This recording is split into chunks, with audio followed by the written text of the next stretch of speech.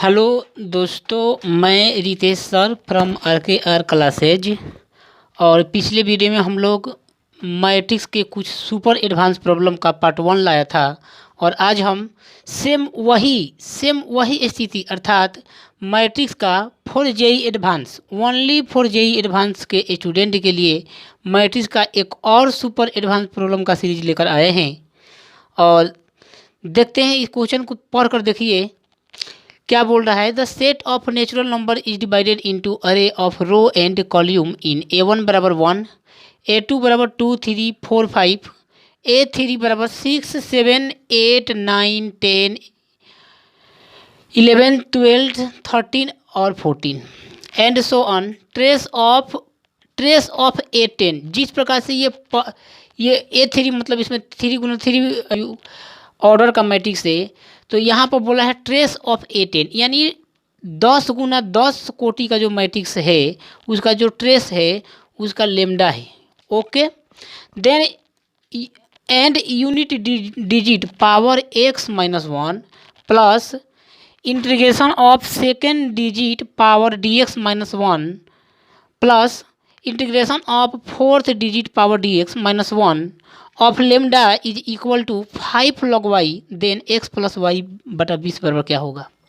तो देख लिए इस क्वेश्चन को देख करके ऐसा लगता है कि क्वेश्चन काफ़ी मुश्किल है, काफ़ी टफ है। और इसका स्मार्ट सॉल्यूशन क्या हो सकता है, क्या आप कर पाएंगे? नहीं होगा। तो चलिए हम करते हैं। The set of natural number, suppose मैं मान लिया, यहाँ से थोड़ा हम मिटाना चाहेंगे,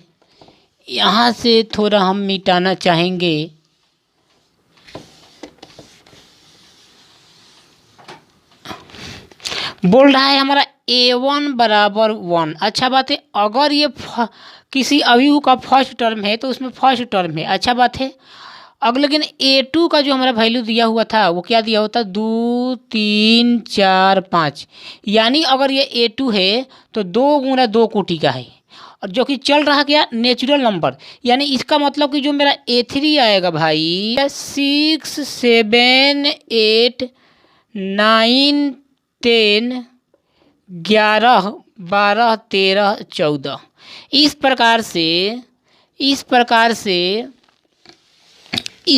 से जो मेरा A4 आएगा वो 4 गुना 4 कोटि का होगा। तो इसी प्रकार से मेरा A4 क्या हो जाएगा भाई, तो A4 मेरा होगा, ये 14 है तो 15 होगा, 16 होगा, 17 होगा, 18 होगा, 19 होगा, 20 होगा, 21 होगा, 22 होगा, 23 होगा, 24 होगा, 25 होगा, 26 होगा, 27 होगा, 28 होगा, 29 होगा और ये 30 होगा। क्या मेरी बात समझ में आई आपको? यानी A4 का मतलब हो रहा है कि चल तो रहा नेचुरल नंबर सीरीज, लेकिन अगर ये A4 है तो 4 गुना 4 कोटि का अवयव चल रहा है। इसका मतलब कि मुझे पता चल गया कि मुझे A10 में क्या होगा, तो हम जस्ट पता कर लिए कि A10 जो मेरा होगा भाई, उसी प्रकार से मेरा जो A10 होगा, सबसे पहले तो मुझे A10 लिखना होगा भाई। A10 क्या मैं इसको मिटा दूं, हम लोग पता कर लेंगे कि मुझे क्या निकालना है। अगर मैं A10 की बात करूं, तो A10 मेरा जो होगा भाई वो क्या होगा, 286 होगा, 287, मैंने A10 का जो फर्स्ट टर्म होगा वो 286 होगा। आप लिख कर चेक कर लीजिएगा, 286 287 288 289 290 291 292 293 294 295।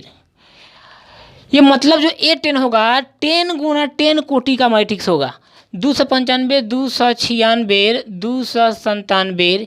इस प्रकार से जो मेरा आएगा वो क्या होगा, डायगोनल होगा। मतलब ट्रेस का मतलब होता क्या है, सभी किसी मैट्रिक्स के सभी डायगोनलों का योगफल।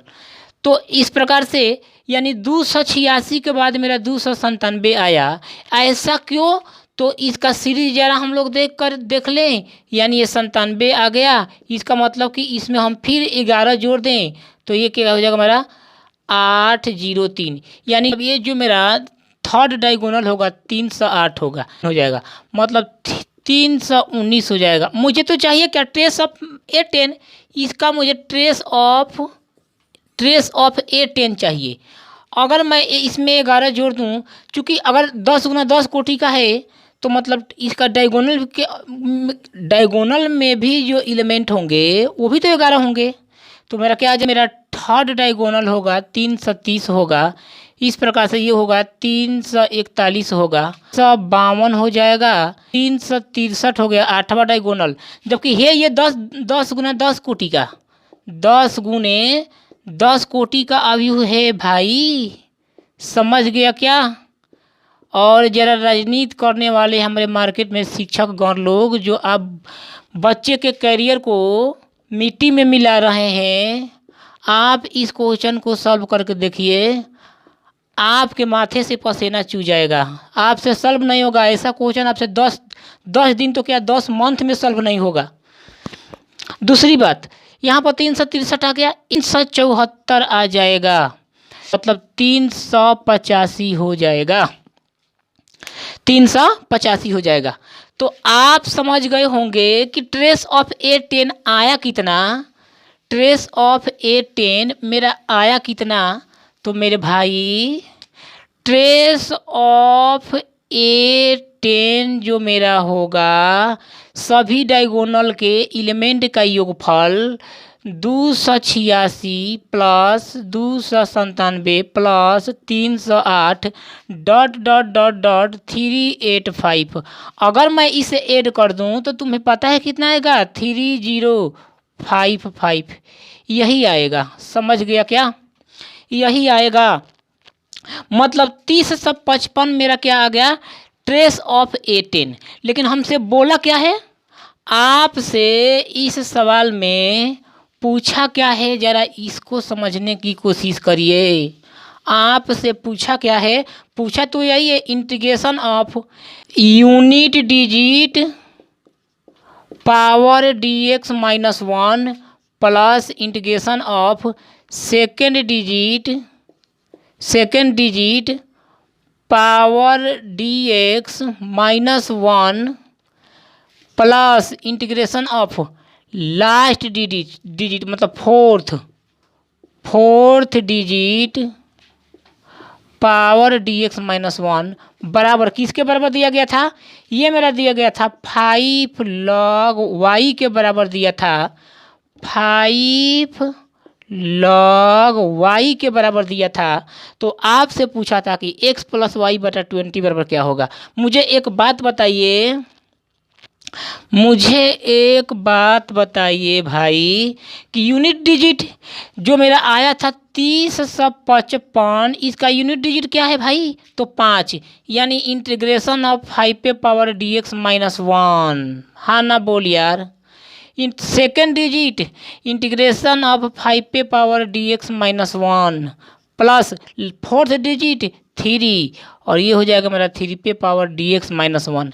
अगर मैं बात करूं, मुझे यही तो निकालना है, ये किसके बराबर है, 5 log y के बराबर है। मुझे चाहिए x प्लस वाई बाई 20। मिटा दे क्या। अब मुझे बात बताओ, क्या आप इसको इंटीग्रेट कर पाएंगे, नहीं। देखिए टेक्निक, अगर मैं कुछ देर के लिए इसको डेल्टा x मान लूँ तो मैं क्या लिख सकता हूँ, लिमिट डेल्टा x टेल टू 0 5 पे power delta x minus 1 by delta x into delta x, अगर ऐसे कर दूं, प्लस अगर मैं इसको ऐसे कर दूं कि 5 पे power delta x minus 1 by delta x into delta x। अब यार क्या फ़र्क पड़ता है, अगर मैं इसको मिटा दूं तो बात वही बन जाती है, dx into delta x plus इसको मैं ऐसे लिख नहीं सकता हूँ क्या, बाई dx इंटू dx। हाँ ना बोल यार, लिमिट dx टेल टू 0। तो आप पढ़े होंगे लिमिट में कि लिमिट h टेल टू 0 यदि power h minus 1 by h बराबर ln a, यही होता है क्या। तो क्या हम इसको ln 5 यानी log 5 इंटू dx नहीं लिख सकता क्या, integration plus log 5 into dx integration plus log 3 into D x. ये किसके बराबर था भाई जी? तो ये मेरे बराबर था किसका? 5 log y के बराबर था। अगर मैं इसको log 5 को लेकर इंटीग्रेट कर दूँ तो डी एक्स का x, यानी ये हो जाएगा x log 5 plus x log 5 plus x log 3 बराबर 5 log 5y।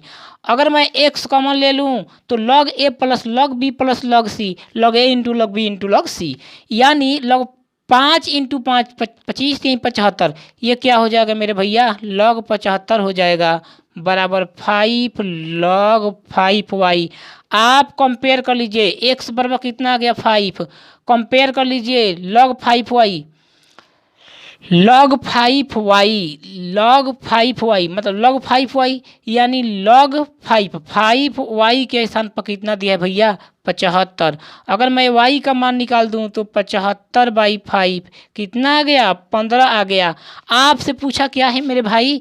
x plus y/20 बराबर किया।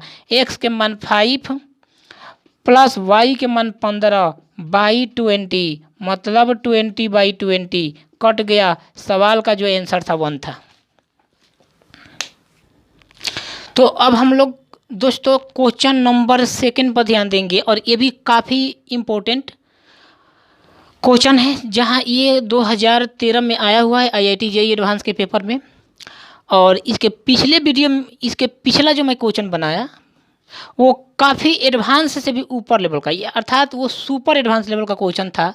और वैसे क्वेश्चन जो JEE एडवांस और ओलंपियाड के पेपर में आते हैं, ठीक उसी प्रकार से थोड़ा और उससे भी बहुत आसान क्वेश्चन जो IIT JEE एडवांस 2013 में पूछ चुका है।